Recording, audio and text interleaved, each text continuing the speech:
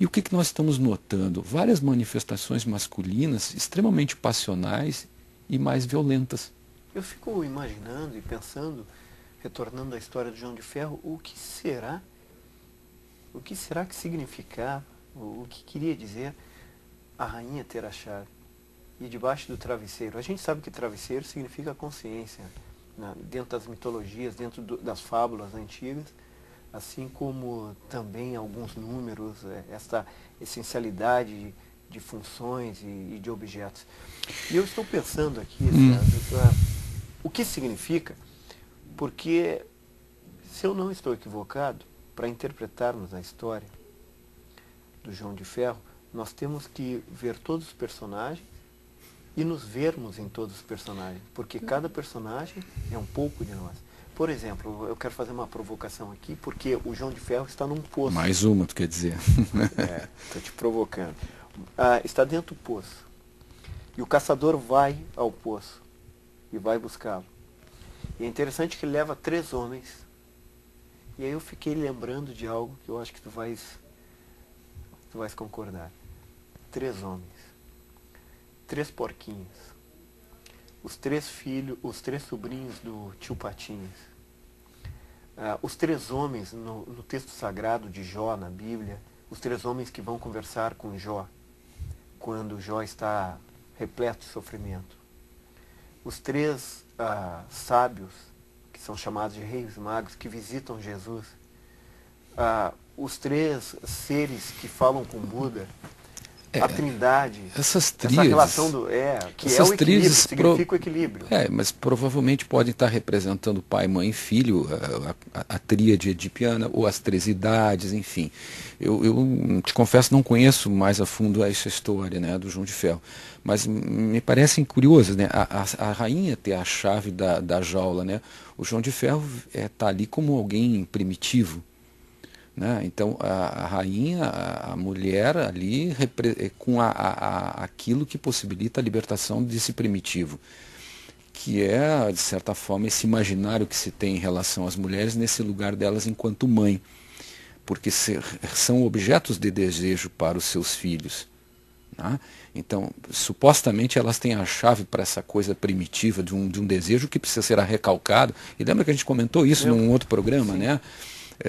Se não há esse recalcamento que vai se dar pela função paterna, esse sujeito provavelmente vai ter problemas bastante complicados psiquicamente. Ele é de fundamento para a formação subjetiva. Né? Esse recalcamento é o que possibilita esse sujeito vir a ser um sujeito inconsciente e no campo da cultura vai tentar fazer representações disso que ali ficou. Né? Eu não sei, eu estou imaginando agora isso. Mas voltando àquilo que eu estava te comentando agora há pouco, né? Me parece que a crise do homem hoje ela se deve porque, se podemos admitir isso, acho como uma hipótese de que haja uma crise do homem, não só em relação à masculinidade, porque a masculinidade é um aspecto do homem, né? Mas essa crise talvez se deva por o fato de que nós homens muito pouco viemos discutindo nos últimos tempos. Nietzsche andou provocando. O que, né? que é essa a crise questão? do homem, Né? Emmanuel Levinas, com aquela frase fantástica do homem messiânico, que encontra um homem, encontra um tesouro.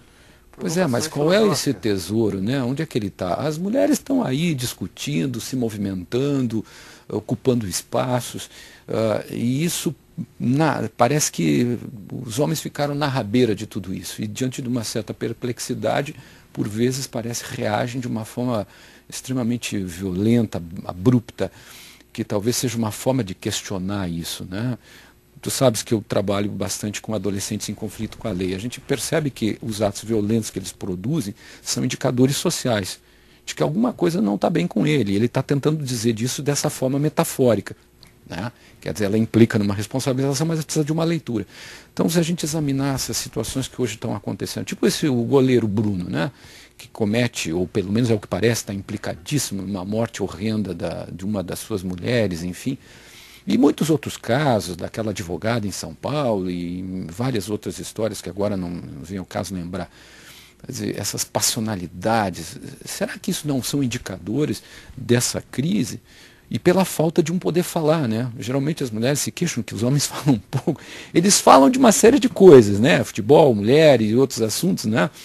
Mas muitas vezes não falam em casa porque não tem o que falar. Mas esse falar de algo mais aprofundado sobre o que é essa constituição do homem, porque isso acaba, parece que virando motivo de chacota, ou desinteressante, ou nada a ver.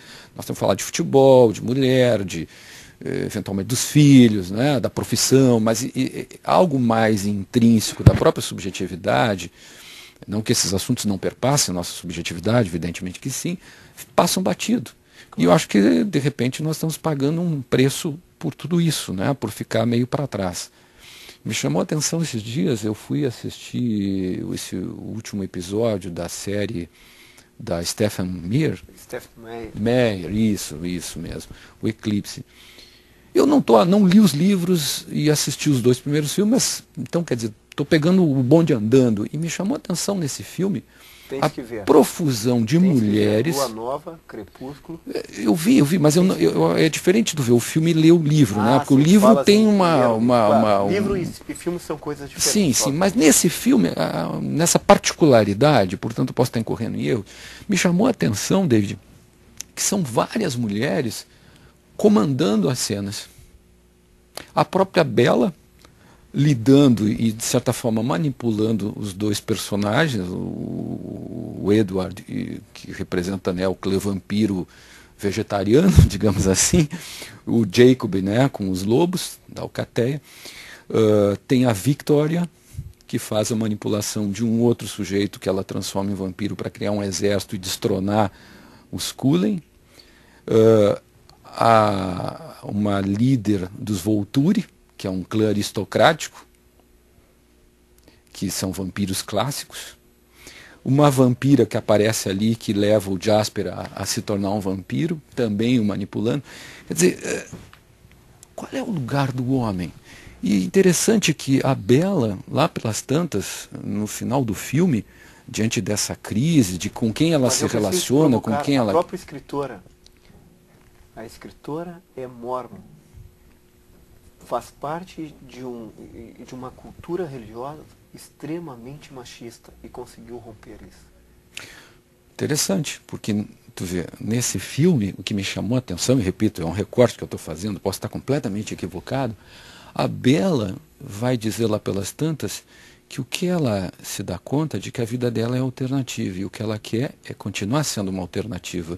Então, para isso, o Edward vai servir para os propósitos dela, mas não propriamente como objeto, talvez, de desejo dela. Puxa, bacana. O que ela quer é ser uma vampira, porque isso é uma alternativa para a vida dela. E nós queremos ser uma alternativa. E que crise dos homens, sejam vampiros ou lobos. Tá certo. Nós queremos ser uma alternativa para que você possa assistir algo, faça refletir, levantar mais questões, porque as questões são mais importantes que as respostas. Muito obrigado pela audiência e o programa Transcendência fica por aqui.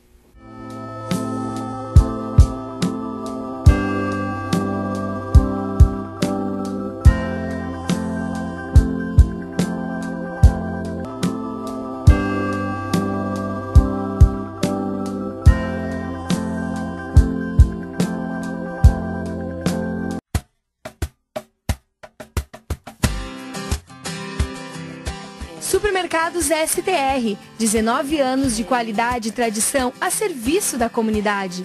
Matriz em Lajeado e filiais em Marques de Souza, Forquetinha e Santa Clara. Supermercados STR, o cliente em primeiro lugar, em Lajeado, na Rua Bento Gonçalves, 639. Ideale Clínica Estética, tratamentos corporais com depilação a laser, massagem para redução de medidas, esfoliação, drenagem linfática, hidratação corporal e ultrassom para perda de medidas. Tratamentos faciais com máscara hidratante, limpeza de pele, massagem relaxante e máscara tonificante. Venha cuidar de você. Ideale Clínica Estética, Rua Bento Gonçalves, 1284, Sala 1, Lajeado. Fone 3748-4598. Construtora CEACAPS, uma empresa no ramo da construção civil com abrangência em todo o Rio Grande do Sul. São 5 anos de tradição. Construtora CEACAPS, Rua Júlio Maia 217, Sala 14, Lajeado. Fone 3011-8525.